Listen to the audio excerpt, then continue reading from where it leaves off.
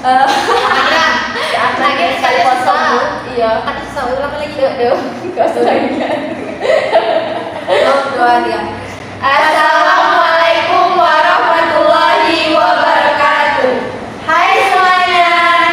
Kami dari kelompok 2 ingin mendiskusikan tentang materi keempat, yaitu pertama rasional dan elemen perubahan kurikulum merdeka, yang kedua konsep dan karakteristik kurikulum merdeka.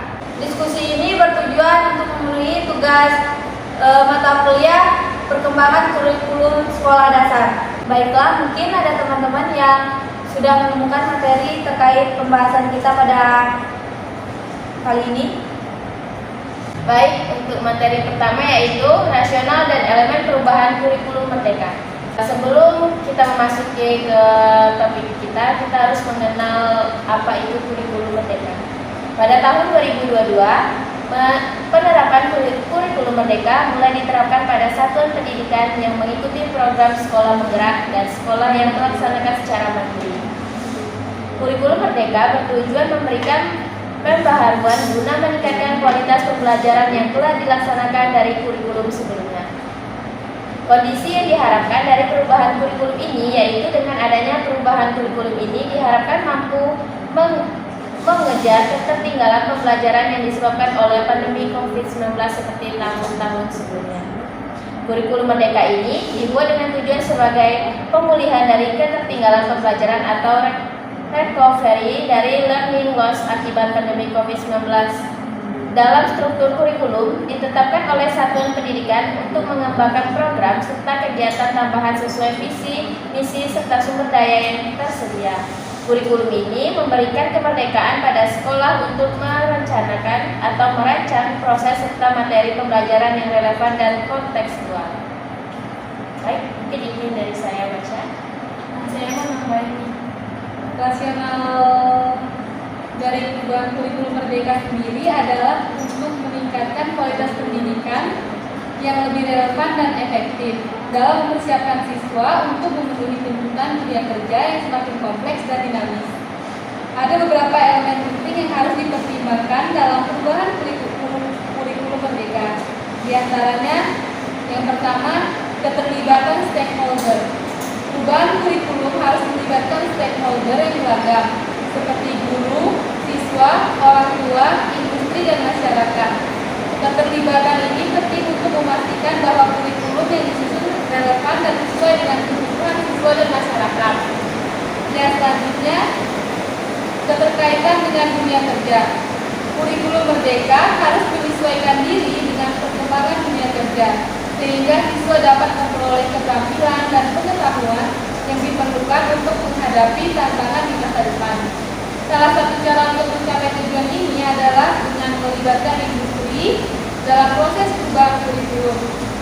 Nah, yang selanjutnya, pembelajaran yang berpusat pada siswa. Kurikulum merdeka harus memprioritaskan siswa sebagai subjek belajar. Proses pembelajaran harus difokuskan pada kebutuhan dan minat siswa sehingga mereka dapat terlibat aktif dalam proses pembelajaran dan mengembangkan kemampuan yang dibutuhkan. Yang selanjutnya, pengembangan karakter. Selain keterampilan akademik, kurikulum merdeka juga harus memperhatikan pengembangan karakter siswa. Hal ini penting untuk membentuk siswa yang memiliki moral dan etika yang baik serta keterampilan sosial yang diperlukan untuk hidup bermasyarakat. Yang selanjutnya yaitu pemanfaatan teknologi. Perkembangan teknologi dapat dimanfaatkan untuk memperkuat proses pembelajaran dan pengajaran dalam kurikulum merdeka. Pemanfaatan teknologi harus dipertimbangkan untuk meningkatkan akses dan kualitas pembelajaran, baik di kelas maupun di luar kelas. Yang selanjutnya yaitu penilaian dan evaluasi yang berbasis kompetensi.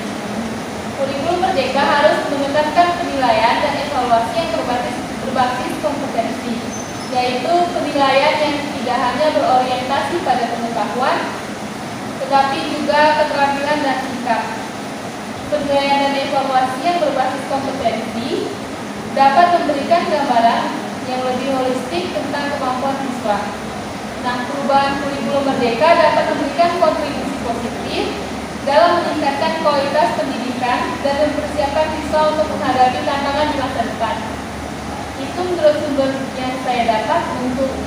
Menurut kawan-kawan yang lain, apakah ada pendapat dari sumber lain? Baiklah, ini saya sedikit menambahkan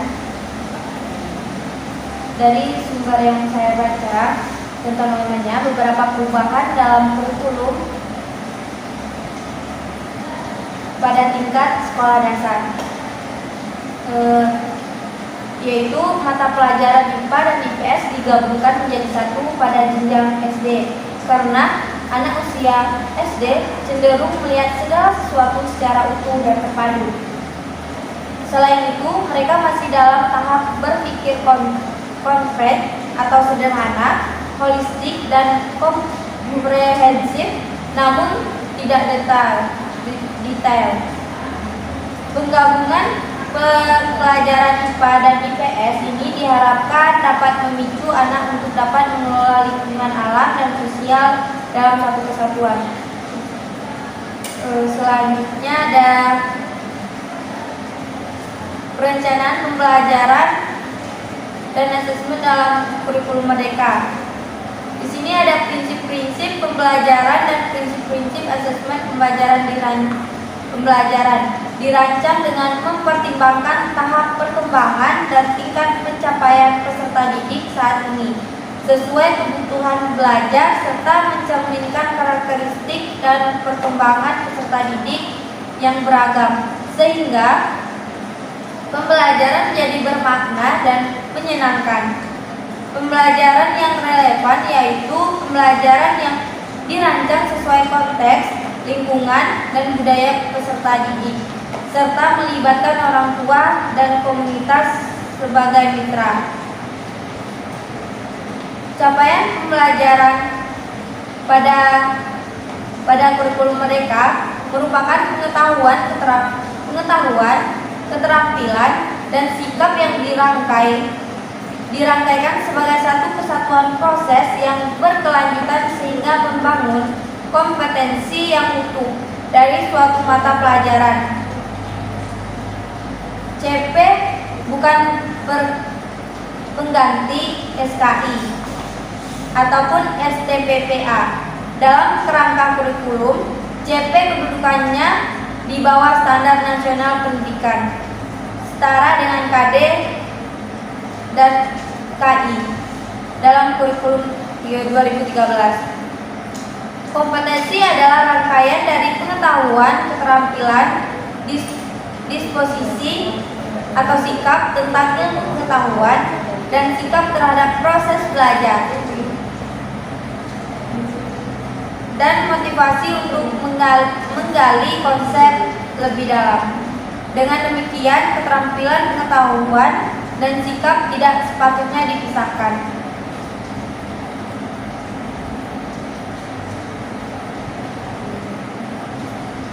Guru menganalisis kompetensi yang ada di capaian pembelajaran berfase lalu menurunkannya pada kompetensi yang dicapai peserta didik di kelas yang diajarkannya. Kompetensi ini disusun secara berjenjang dari awal tahun hingga akhir tahun. Guru kemudian menurunkan kompetensi ini dalam indikator capaian kompetensi untuk diukur dalam asesmen. Bentuk lembar amatan atau bentuk asesmen yang lain. Guru juga berkomunikasi dengan peserta didik dan orang tua selama proses pembelajaran terkait dengan hasil asesmen, yaitu diagnostik, formatif, dan sumatif, secara intensif, transparan, dan personal. Selanjutnya, bila belum mampu untuk melakukannya sendiri, guru dapat bekerja sama dengan guru lain untuk melakukan analisis dan menurunkan menjadi alur tujuan pembelajaran. Perangkat ajar merupakan buku teks dan modul ajar yang membantu guru dalam mengimplementasikan kurikulum mereka. Melalui perangkat ajar, guru diharapkan dapat menyelenggarakan proses pembelajaran yang semakin bermakna, selaras dengan prinsip yang mengedepankan pembelajaran sesuai tahapan dan kebutuhan peserta didik. Perangkat ajar dapat diakses melalui media cetak dan secara daring. Media cetak seperti buku teks akan disediakan Kemendikbud secara daring dan cetak dengan prosedur distribusi sesuai peraturan berlaku. Modul ajar pada dasarnya adalah perencanaan pembelajaran secara lengkap disusun berdasarkan topik dalam lingkup kelas. Sementara ATP merupakan perencanaan pembelajaran untuk jangka waktu lebih panjang dalam lingkup satuan pendidikan. Silabus dapat dikembangkan dengan menggunakan atau mengadaptasi ATP yang disediakan oleh pemerintah maupun alur tujuan pembelajaran yang dikembangkan secara mandiri. Modul ajar dapat dianggap sebagai RPP, sehingga guru yang menggunakan modul ajar yang disediakan oleh pemerintah ataupun mengembangkan secara mandiri tidak perlu lagi membuat RPP secara terpisah. Guru dapat mengembangkan modul ajar melalui adaptasi modul ajar dari pemerintah agar sesuai dengan kebutuhan peserta didik dan konteks satuan pendidikan.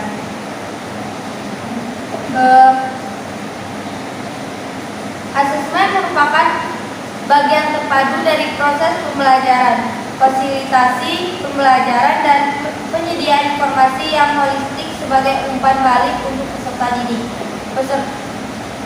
Peserta didik dan orang tua agar dapat memandu mereka dalam menentukan strategi pembelajaran selanjutnya. Pembelajaran dirancang dan dilaksanakan untuk membangun kapasitas untuk menjadi pembelajar sepanjang hayat.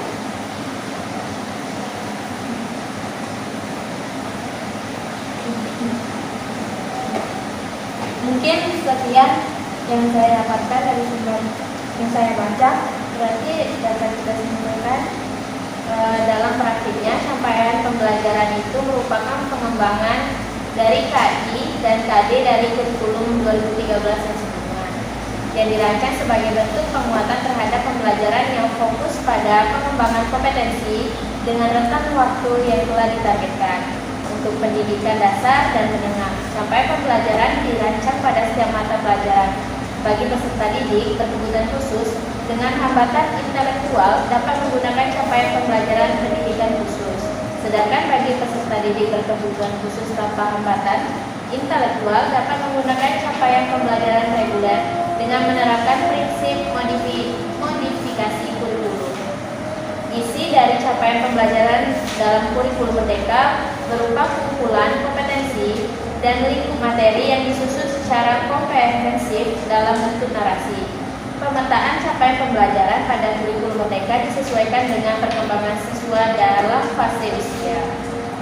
Berarti strategi untuk mencapai capaian pembelajaran yaitu dengan mengurangi cakupan materi dan mengubah tata cara penyusunan yang lebih fleksibel sehingga siswa tidak merasa tertekan untuk mencapai pembelajaran tersebut.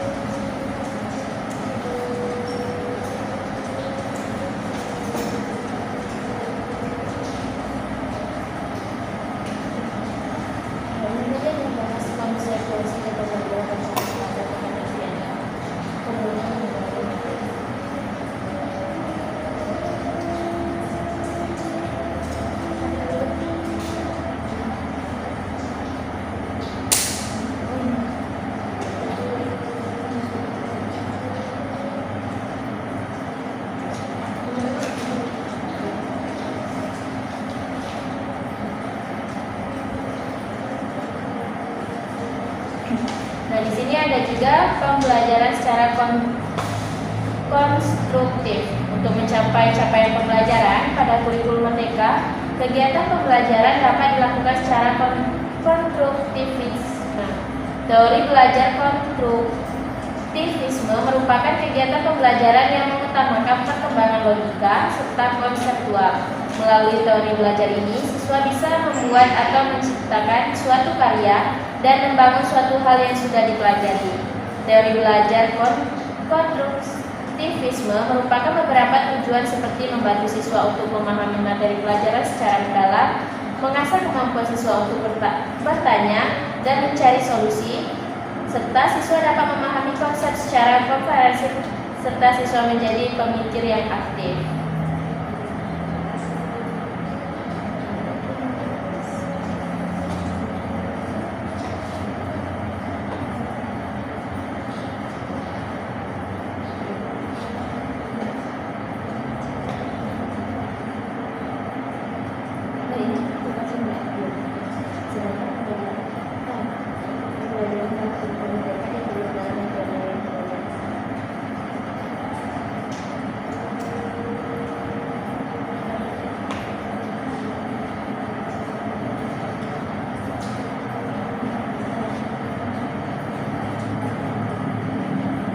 Mungkin itu saja tadi dari referensi yang saya baca.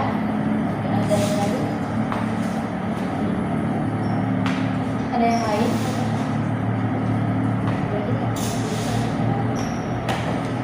Jika tidak ada yang lain, kita lanjut ke materi yang kedua, yaitu konsep dan karakteristik kurikulum merdeka. Nah, di materi ini ada yang sudah dapat?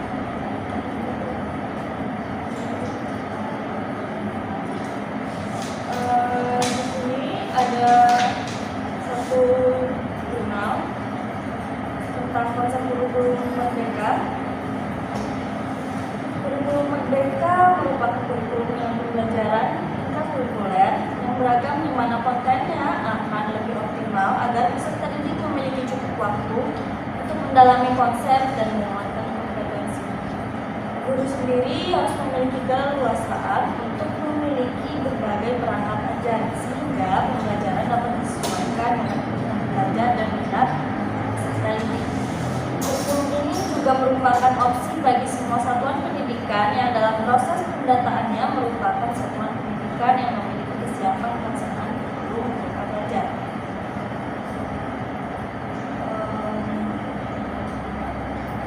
Untuk menguatkan pencapaian pelajar Pancasila dikembangkan berdasarkan tema tercapainya pemerintah. Proyek tersebut tidak diarahkan untuk mencapai target capaian pembelajaran tertentu sehingga tidak terikat pada konten mata pelajaran. Konsep kurikulum merdeka belajar ada 3. Yang pertama ada pembelajaran berbasis proyek yang bertujuan untuk mengembangkan soft skill serta karakter sesuai profil pelajar Pancasila. Yang kedua ada fokus pada materi esensial sehingga ada waktu untuk pembelajaran mendalam untuk kompetensi dasar seperti literasi dan membaca. Yang ketiga, yaitu yang terakhir, ada fleksibilitas guru untuk melakukan pembelajaran yang terdiferensiasi berdasarkan kemampuan para peserta didik. Nah, dikutip dari Kemendikbud.go.id, kurikulum merdeka belajar ini memiliki sejumlah keunggulan. Ada 3 di sini. Yang pertama adalah lebih sederhana dan mendalam. Kurikulum ini berfokus pada materi esensial serta mengembangkan kompetensi peserta didik pada masing-masing. Proses pembelajaran akan lebih mendalam, terutama yang tidak terburu-buru serta menyenangkan. Yang kedua ada yang lebih merdeka. Keunggulan lain dari kurikulum merdeka belajar ini adalah dihilangkannya peminatan bagi peserta didik. Peserta didik dapat memilih mata pembelajaran yang juga diharapkan mengajar sesuai dengan capaian dan perkembangan peserta didik. Yang terakhir ada yang lebih relevan interaktif. Proses pembelajaran menggunakan kurikulum ini dilakukan melalui kegiatan proyek yang akan memberikan kesempatan lebih luas kepada peserta didik untuk secara aktif mengeksplorasi isu-isu aktual. Ada saya setuju dengan apa yang disampaikan oleh saudara Adi tadi, bahwa konsep pengembangan kurikulum merdeka ini merupakan perbaikan dari kurikulum 2013, di mana tujuan kurikulum ini adalah untuk mengoptimalkan tersebar luasnya pendidikan di Indonesia dengan pembelajaran intrakurikuler yang beragam. Implementasi kurikulum merdeka atau IKM menekankan pada pembelajaran yang nyaman, mandiri, aktif, memiliki karakter, bermakna, merdeka, dan lain-lain. Guru memiliki kebebasan dalam menentukan perangkat ajar yang disesuaikan dengan kebutuhan dan minat belajar peserta didik. Adapun karakteristik kurikulum merdeka, yang pertama yaitu satu, mencetak profil belajar Pancasila melalui pembelajaran berbasis proyek untuk mengembangkan keterampilan dan karakter peserta didik. Profil belajar Pancasila pada kurikulum merdeka diperkuat dengan adanya proyek berdasarkan tema yang ditentukan oleh pemerintah. Profil belajar Pancasila merupakan output atau lulusan yang memiliki karakter atau kompetensi sehingga bisa menguatkan nilai-nilai luhur Pancasila. Hal ini merupakan dalam bentuk penjabaran dari tujuan pendidikan nasional, yang mana lulusan ini nantinya menjadi parameter yang berperan sebagai aktor utama yang mampu mengarahkan kebijakan-kebijakan pendidikan, termasuk guru dalam mencetak karakter dan kompetensi peserta didik. Profil belajar Pancasila memiliki 6 dimensi, yaitu yang pertama beriman, bertakwa kepada Tuhan Yang Maha Esa dan berakhlak mulia. Kedua, berkebinekaan global. Tiga, bergotong royong. 4, mandiri. 5, bernalar kritis. 6, kreatif. Selanjutnya, karakteristik yang kedua yaitu memfokuskan pada materi pokok atau esensial sehingga materi dasar seperti literasi dan numerisasi mendapat kompetensi yang mendalam.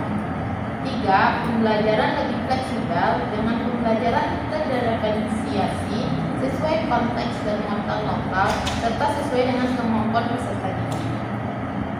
Diharapkan dengan perubahan kurikulum merdeka ini, pendidikan di Indonesia dapat mengikuti perkembangan zaman sesuai dengan pembelajaran pada abad 21.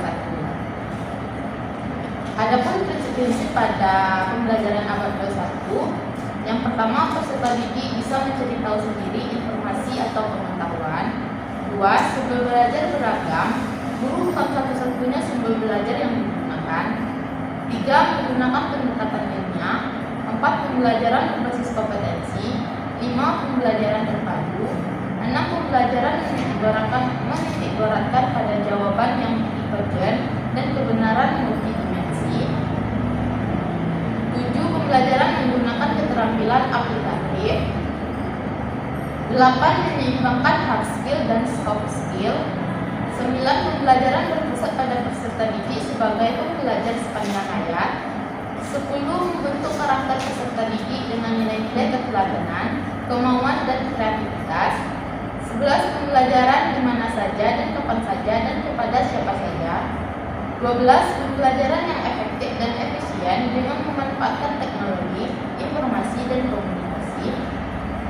13, mengakui perbedaan latar belakang karakter individu peserta didik. 14, pada pembelajaran abad 21 terdapat keterampilan belajar dan inovasi, di antaranya pemikiran kritis, komunikasi, kolaborasi, kreativitas yang biasa disingkat dengan keterampilan 4C.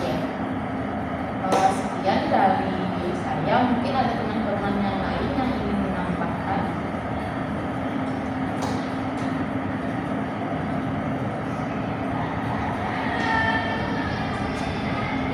Berdasarkan sumber yang saya baca mengenai materi konsep dan karakteristik kurikulum merdeka, tadi saya setuju dengan apa yang sudah dipaparkan oleh saudari Arin dan Syahim mengenai kurikulum merdeka itu adalah sebuah konsep kurikulum yang dikembangkan oleh Kementerian Pendidikan dan Kebudayaan Indonesia yang mengutamakan kebebasan dan kreativitas siswa dalam belajar.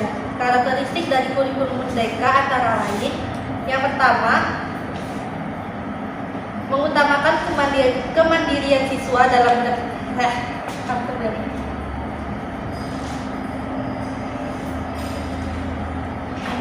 Adapun karakteristik dari kurikulum merdeka antara lain, yang pertama, mengutamakan kemandirian siswa dalam belajar.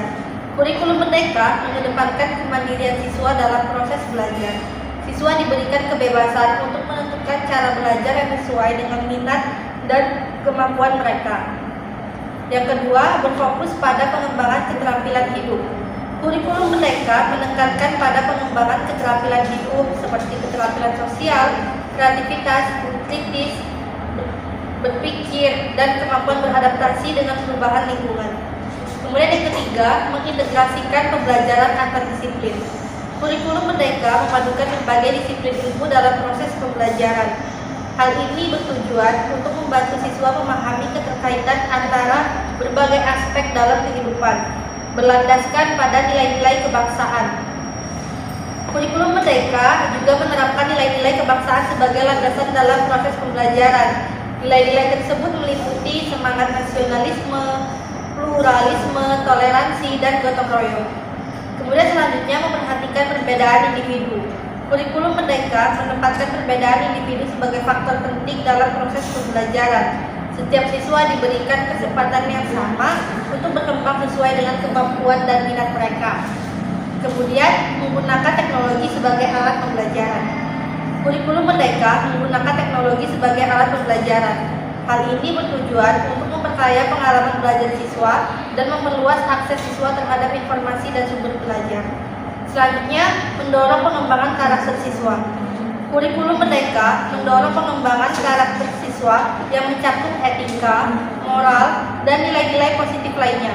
Hal ini bertujuan untuk membentuk siswa yang berakhlak mulia dan siap menghadapi tantangan kehidupan di masa depan. Nah, untuk di tingkat SD sendiri, murid mulai diajak dan diberikan penguatan dan pemahaman holistik. Mata pelajaran IPA dan IPS disatukan menjadi ilmu pengetahuan alam dan sosial atau bisa disebut sebagai IPAS. Dan pembelajaran berbasis proyek dilakukan paling sedikit 2 kali dalam 1 tahun ajaran. Nah, itu kalau dari jurnal yang saya baca. Mungkin ada pendapat dari teman-teman yang lain.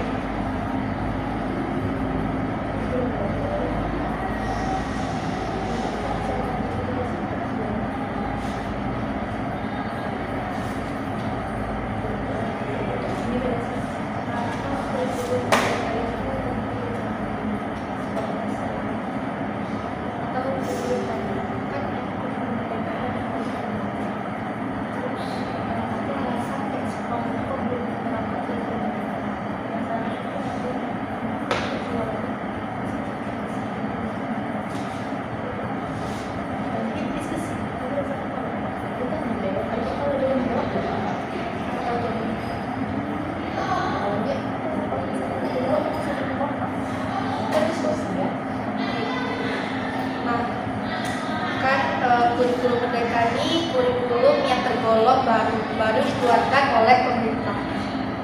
Terus kalau dari kabar-kabar atau dari berita-berita yang didapat, kurikulum Merdeka ini belum sepenuhnya diterapkan di Indonesia. Masih kayak sebagian ada yang sudah menerapkan dan sebagian ada yang belum. Itu tuh itu alasan mengapa sekolah itu belum menerapkan kurikulum Merdeka tuh apa ya? Kenapa dia kok belum menerapkan kurikulum Merdeka?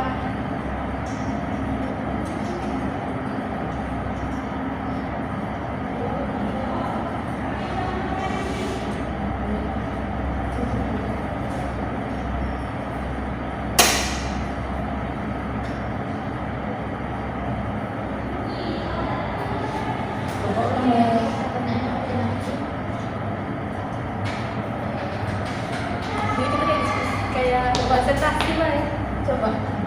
Nah, kan gini, kan kurikulum Merdeka ini kurikulum yang tergolong baru diterapkan oleh Kementerian Pendidikan dan Kebudayaan. Terus tuh tidak semua sekolah menerapkan kurikulum Merdeka, masih kayak sebagian. Kan seharusnya kalau misalnya kayak pemerintah menurunkan suatu kurikulum baru gitu, biasanya kan kayak langsung diterapkan gitu tidak sih secara merata di Indonesia.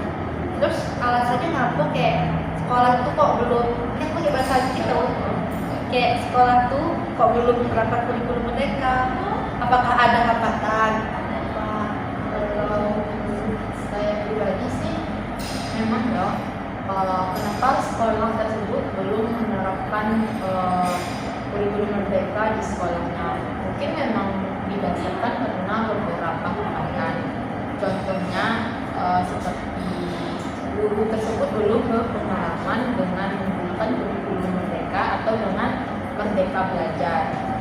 Nah, pengalaman inilah yang membuat sekolah tersebut belum mampu menerapkan kurikulum merdeka di sekolahnya. Lalu juga ada keterbatasan referensi. Nah, tadi kan sudah disebutkan bahwa kurikulum merdeka ini merupakan kurikulum baru ya di Indonesia. Nah, kita saja sebagai mahasiswa juga susah menemukan referensi yang relevan terkait dengan kurikulum merdeka ini.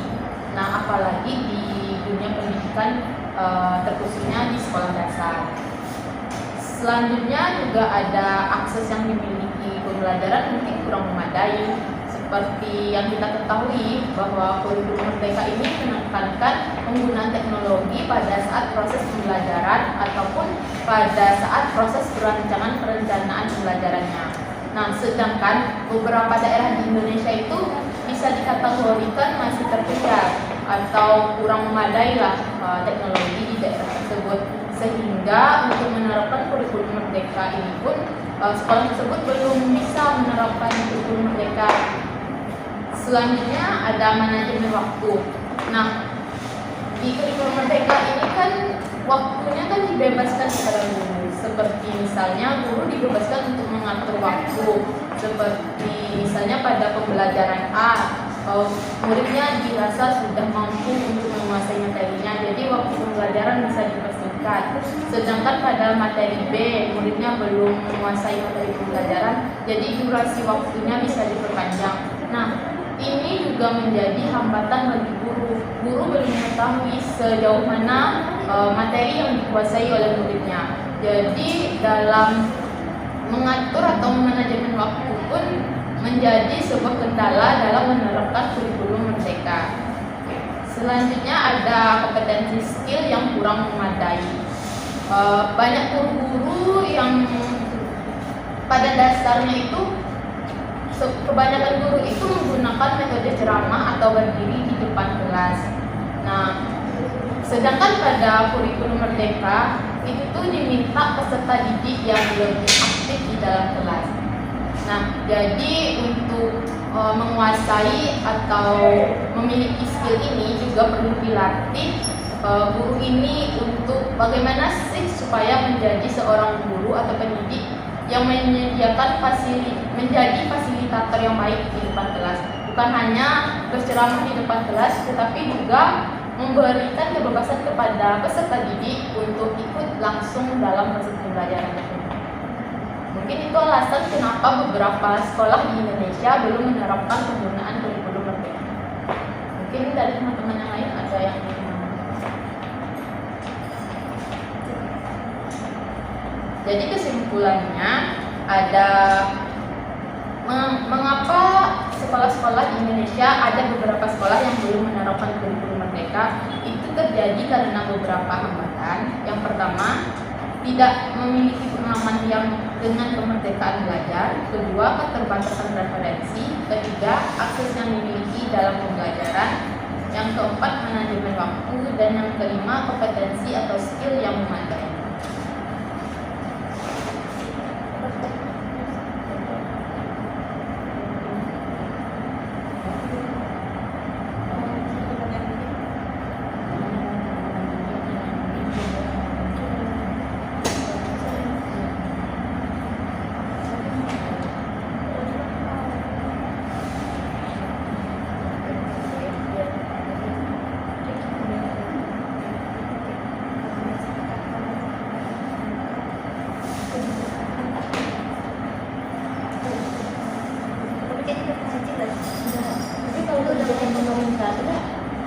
Lebih tepatnya bukan kebijakan.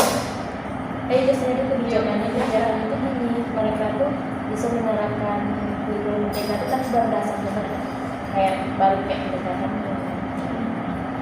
baru kalau untuk praktek dan segala macam itu belum kayak SD berapa tuh itu baru kayak belum kayak teknologinya kan ada tuh susahnya, jadi teknologinya tuh belum diterapkan, baru kayak cara diskusinya gimana lain pasti dong dari pertanyaan yang lain nanti lah Hana yang jawab.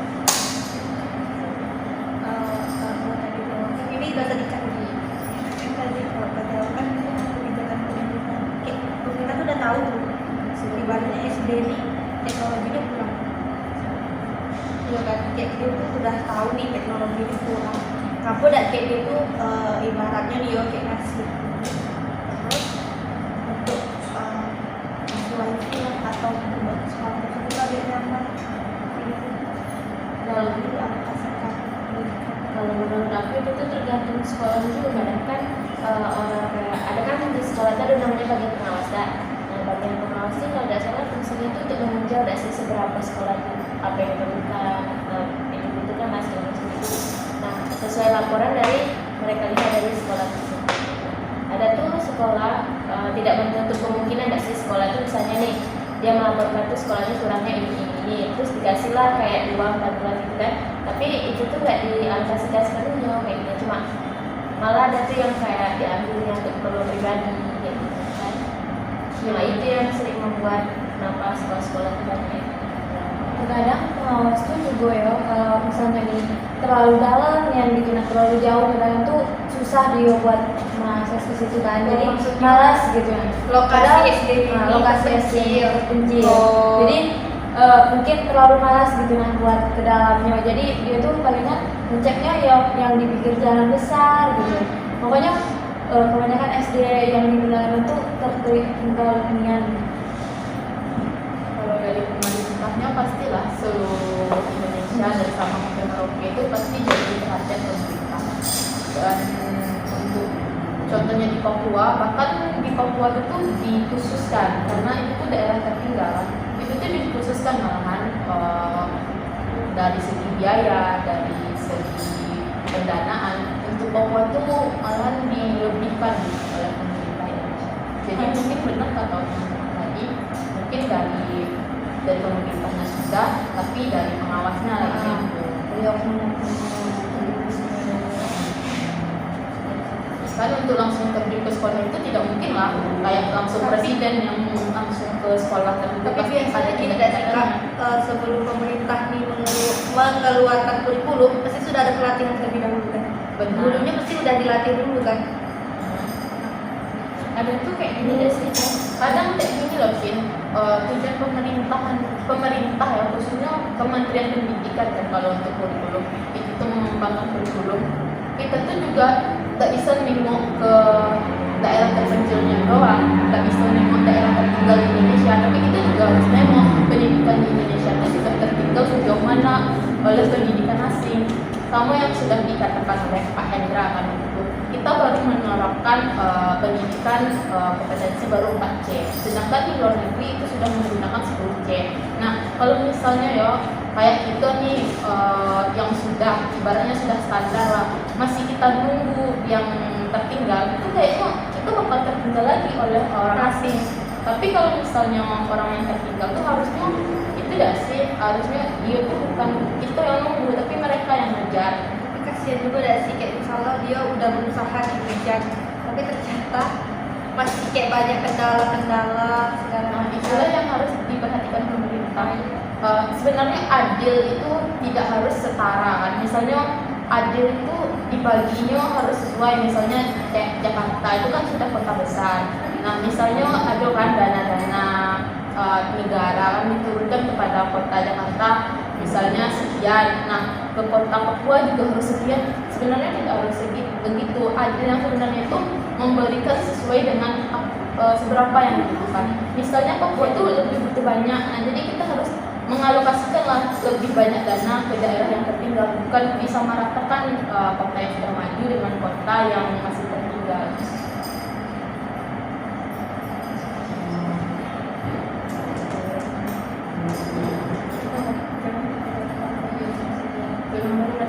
Sudah ya? Sudah.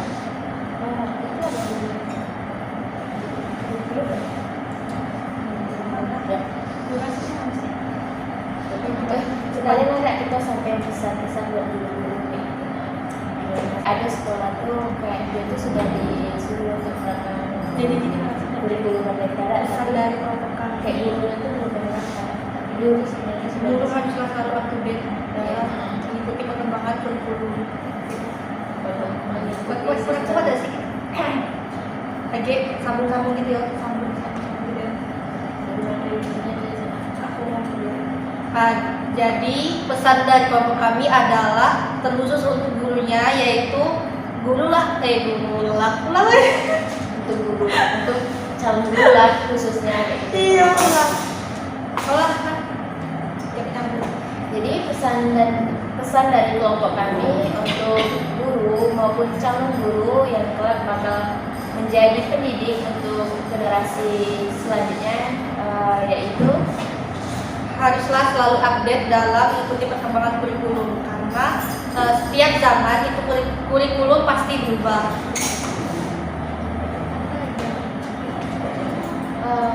Khususnya buat pendidikan kan. Karena kita tahu kan, pendidikan itulah yang menentukan kemajuan bangsa, suatu bangsa kelak. Misalnya kalau pendidikan rendah, tidak menutup kemungkinan bangsa tersebut bisa dipandang sebelah mata oleh bangsa lain. bahkan bisa sampai dijajah kembali. Mungkin sekian diskusi dari kelompok kami. Jika ada salah kata dari kami mengucapkan maaf. Sekian dari kami. Sekian dari kami mengucapkan wassalam.